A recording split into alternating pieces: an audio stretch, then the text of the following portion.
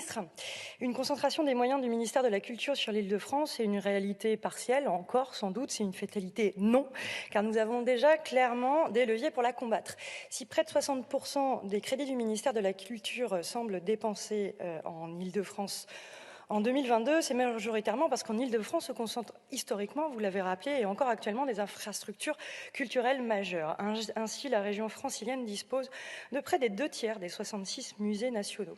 En miroir, reconnaissons-le, vous avez été plusieurs à le signaler, l'Île-de-France est une source d'attractivité culturelle internationale majeure et les ressources de ce tourisme bénéficient aussi indirectement à l'ensemble des régions de la France. Depuis 2017, nous avons eu à cœur de concrétiser une meilleure répartition des moyens pour aller vers ceux qui sont dits éloignés de la culture, par des dispositifs innovants tels que le Pass Culture, dont 79% des dépenses sont effectuées hors Île-de-France, démontrant ainsi une répartition proportionnelle à la population, une véritable source de rééquilibrage concernant les jeunes Français.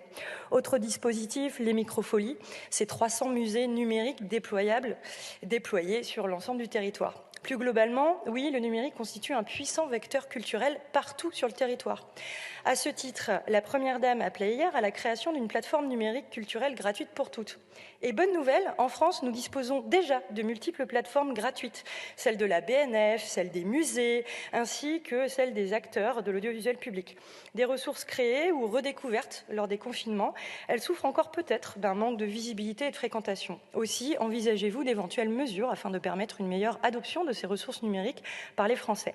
Et par ailleurs, à 521 jours des Jeux Olympiques et Paralympiques de Paris 2024, je ne résiste pas à vous demander comment sur le territoire s'annoncent les événements artistiques et culturels de l'Olympiade culturelle, formidable occasion de répartir sur tout le trajet de la flamme olympique en Île-de-France et hors Île-de-France des rendez-vous culturels exceptionnels. Je vous remercie.